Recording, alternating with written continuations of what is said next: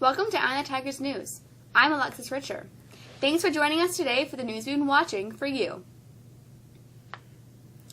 Donald Trump fiercely escalated his attacks on the media in a Thursday speech following new accusations of sexual misconduct against the Republican nominee.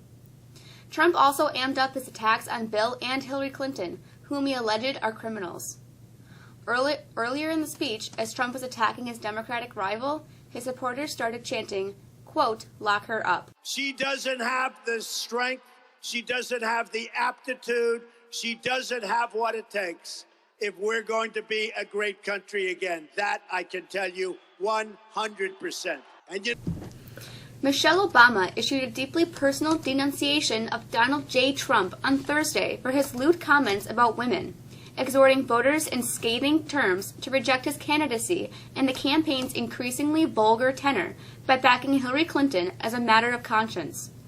In remarks that were among the most outspoken by a First Lady in modern history, Mrs. Obama, who has mostly avoided the political limelight, positioned herself at the center of a campaign she characterized as having devolved into madness. She implored voters to stand up and say enough is enough. Because this was not just a lewd conversation. This wasn't just locker room banter. This was a powerful individual speaking freely and openly about sexually predatory behavior and actually bragging about kissing and groping women, using language so obscene that many of us were worried about our children hearing it when we turn on the TV. Hillary Clinton said under oath in a court filing Thursday that she can't recall key details about her use of a private email server, or she refused to answer questions about it posed by a conservative legal group. Clinton's lawyer, David Kendall, provided the Democratic presidential nominee's sworn responses to 25 written questions submitted by Judicial Watch. The group has filed multiple lawsuits seeking copies of the government documents from Clinton's tenure as Secretary of State. A man who shot and wounded 2 Boston police officers responding to a report of a domestic disturbance was armed with a tactical shotgun and wearing body armor but didn't have a gun license, authorities said Thursday. The officers were responding to a 911 call from a home in the East Boston neighborhood at about 11 p.m. 2 officers entered the home and were shot by Kirk Figueroa, who was then shot and killed by other officers. Figueroa was not licensed to have a gun in Massachusetts, police said. A section of the federal government's only underground nuclear waste repository would be permanently sealed under a plan announced Thursday during a public meeting aimed at addressing concerns about a recent series of ceilings collapsing at the troubled facility in southern New Mexico. While expected by engineers and geologists, the collapses have fueled the concerns of watchdogs who want the federal government to ensure safety at the waste isolation pilot plant before moving ahead with plans to reopen the repository before the end of the year. The biggest superstar on the Cornell University campus isn't a professor, football player, or a researcher with a breakthrough. It isn't even a person. Crowds are flocking to a greenhouse to see and smell a 7-foot-tall Titan arum. It's commonly known as a corpse flower and is about to bloom. Some corpse flowers go a decade or more without blooming, but Cornell botanists were able to bring the corpse flower to bloom in 2014 and again this year. While there's nothing sneaky about our weather, at least for the next couple of days. With the forecast, here's Mr. Charbonneau.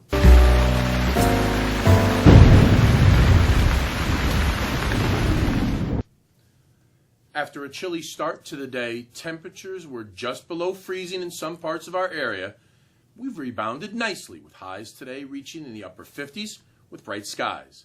That's because high pressure remains intact, and it will for the rest of the day, even into part of Saturday. But we're going to see a shift in the winds aloft, more southerly flow, which will send our temperatures upward to the low 70s for tomorrow. Now later Saturday, we can expect some clouds to move in, and with those clouds, the chance of some showers. Now there's a better chance of showers on Sunday, especially later in the morning into the afternoon. Now we can also expect some thunder showers to develop later in the day. Highs will be in the mid-70s. Now we've got some unseasonably warm temperatures for the start of next week. I hope you have a great weekend and a nice day. I'm Michael. Mexico football has already clinched the number 2 seed for upcoming sectionals. They'll look to end the regular season on the highest of notes. With the sports, here's Josh Yurden.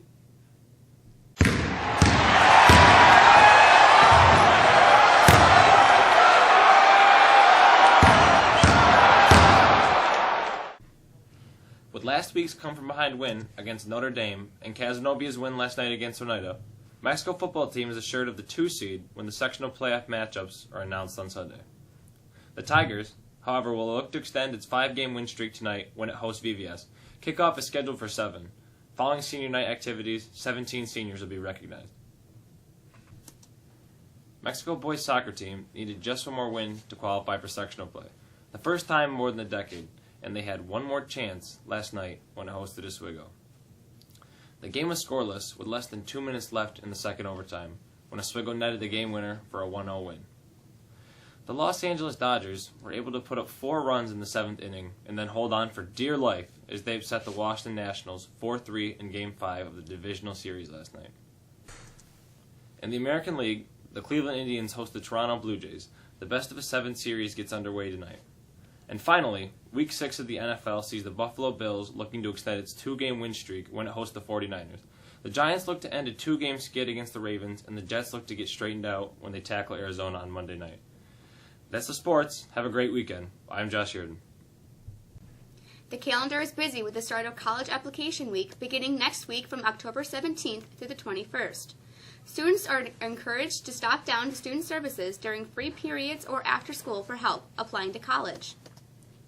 Speaking of college, this college fair is next Thursday.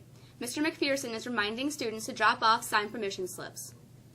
Students interested in traveling to France, there will be an informational meeting for parents and students on Wednesday, October 19th at 6:30 p.m. in the Pierce Library. Students must attend with a parent. Physicals will be provided here in the nurse's office on October 25th and November 1st. You must see Ms. Wallace for appropriate paperwork to schedule your appointment. Student athletes, if you are unsure if you have a valid sports physical for winter sports, please check with Ms. Wallace. That's all for us this week. We want to remind you that you can follow us on Twitter at EyeOnTheTigers1. With the staff of Eye on the Tigers News, I hope you have a great weekend. I'm Alexis Pritchard. Look for us again on Monday afternoon.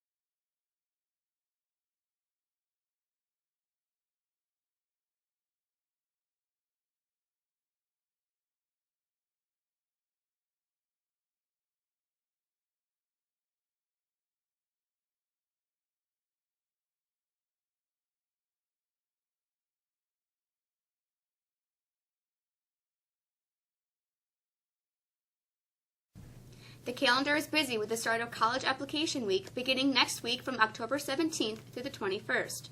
Students are encouraged to stop down to Student Services during free periods or after school for help applying to college. Speaking of college, this college fair is next Thursday.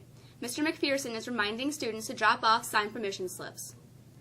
Students interested in traveling to France, there will be an informational meeting for parents and students on Wednesday, October 19th at 6:30 p.m. in the Pierce Library. Students must attend with a parent. Physicals will be provided here in the nurse's office on October 25th and November 1st. You must see Ms. Wallace for appropriate paperwork to schedule your appointment. Student athletes, if you are unsure if you have a valid sports physical for winter sports, please check with Ms. Wallace. That's all for us this week. We want to remind you that you can follow us on Twitter at EyeOnTheTigers1. For the staff of Eye on the Tigers News, I hope you have a great weekend. I'm Alexis Pritchard. Look for us again on Monday afternoon.